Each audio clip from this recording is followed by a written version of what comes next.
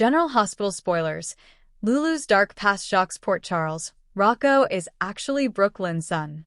Port Charles has been rocked by its fair share of betrayals, secrets, and DNA bombshells over the years, but this one might be the most explosive yet. General Hospital fans, brace yourselves. A devastating twist is coming that could rewrite the lives of Lulu Spencer, Lynn, and even Dante Falconeri. The secret?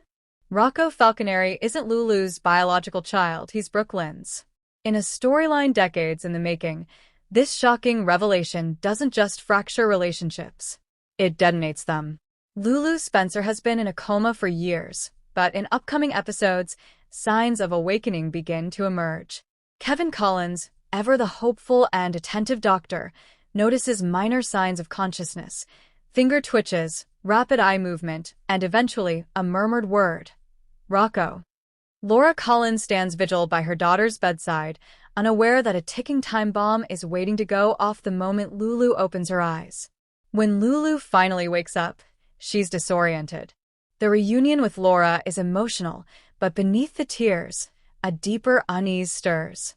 She keeps having strange flashbacks, images of a baby crying, a hospital room, Lynn screaming, and someone saying, "You'll thank me for this." The doctors chalk it up to trauma and coma-related memory displacement, but Lulu knows better. Haunted by fragmented memories, Lulu begins seeing Kevin for psychological sessions to help her process her coma. During one particularly intense session, a breakthrough shatters everything. "It wasn't my baby," she whispers. "It was Lyn's.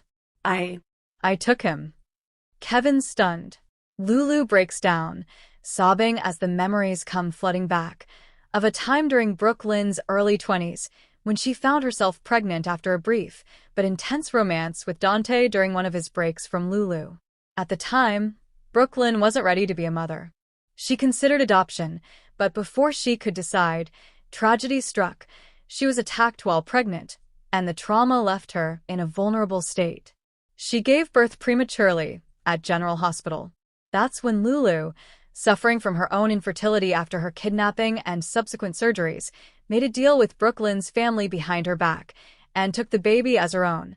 Flashback scenes reveal a secret pact made years ago between Lulu and Tracy Quartermaine. Tracy, always one to protect the Quartermaine legacy and cover scandals, convinced Lynn to go on a rehab retreat following her traumatic birth. During her absence, Lulu and Dante claimed the baby as their own. Tracy had the hospital records sealed and used her influence to erase Lyn's maternity from the system.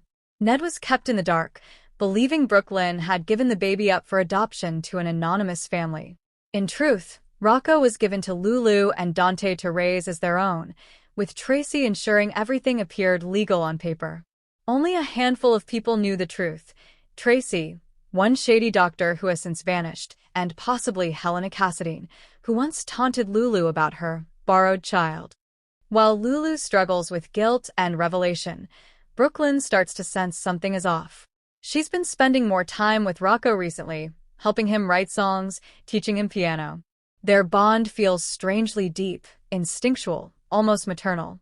One day, Rocco falls and scrapes his knee, and as Lynn tends to him, she notices something shocking, a distinctive birthmark she remembers her baby having, a crescent-shaped scar on his left thigh.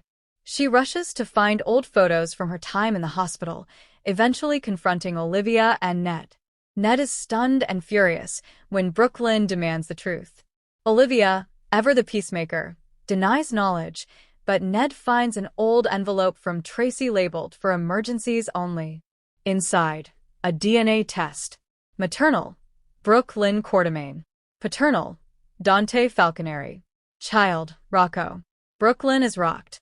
Ned, ashamed of his family's deception, vows to help his daughter get justice. In an emotionally charged scene at General Hospital, Lynn storms into Lulu's room with the DNA results.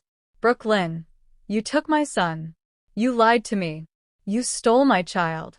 Lulu breaks down, apologizing profusely. She says she was desperate, infertile, grieving, lost, and convinced herself that she was giving the child a better life. "Lulu, I loved him. I raised him. But I never stopped feeling like he wasn't truly mine. Brooklyn doesn't buy it. She wants Rocco back, legally and publicly. Laura tries to mediate, but the damage is done. A custody battle looms, and Dante is caught in the middle. Dante's reaction is pure devastation. The woman he loved, two women actually, have betrayed him in the most intimate way. He remembers those months when he was confused about his feelings for Brooklyn. Could Rocco's birth have been the result of a one-night stand that meant more than he admitted? He tries to reason with Brooklyn. We raised him together, Lulu and I. He knows her as his mother. We can't just rip him away. But Brooklyn's resolve is strong. He is my son. I didn't give him up. I had him stolen from me. And now I want him back. Ned hires Diane Miller, and Lulu turns to Alexis, though Alexis is conflicted, knowing the pain Brooklyn is in. The most emotional scenes come when Rocco himself finds out. Initially told in gentle terms that there's more to his story, he overhears an argument and confronts Brooklyn. You're my mom? You're saying mom isn't my real mom? Brooklyn tries to explain, but Rocco feels confused and betrayed. He loves Lulu, she raised him. But he also feels a strange comfort with Brooklyn. He begins to rebel, refusing to go home with either of them at times, seeking refuge with Grandma Laura or even Sonny, who offers some heartfelt wisdom. Charlotte Cassadine, now a protective cousin and fiercely loyal to Lulu, lashes out at Brooklyn. You're not his mother. Lulu raised him. You're just trying to take him because you're jealous. Spencer, meanwhile, sides with Brooklyn, citing the importance of truth and legacy. He supports her right to reclaim her son but urges caution, suggesting that vengeance will only cause more harm. These conflicting influences further complicate Rocco's emotional journey. The custody battle reaches the courtroom, and secrets fly. Diane lays out Brooklyn's undeniable biological claim, but Alexis counters with the emotional bonds and stability Lulu provided. Just when things seem to swing in Brooklyn's favor, Tracy reappears with a shocking proposition. Brooklyn can have her son if she agrees to walk away from deception and return full-time to the Quartermain family business. Brooklyn is torn. She doesn't want her son to be used as a pawn, but she'll do anything to be his mother again. Worse, Valentine Cassadine sees an opportunity. He offers Brooklyn a backdoor deal.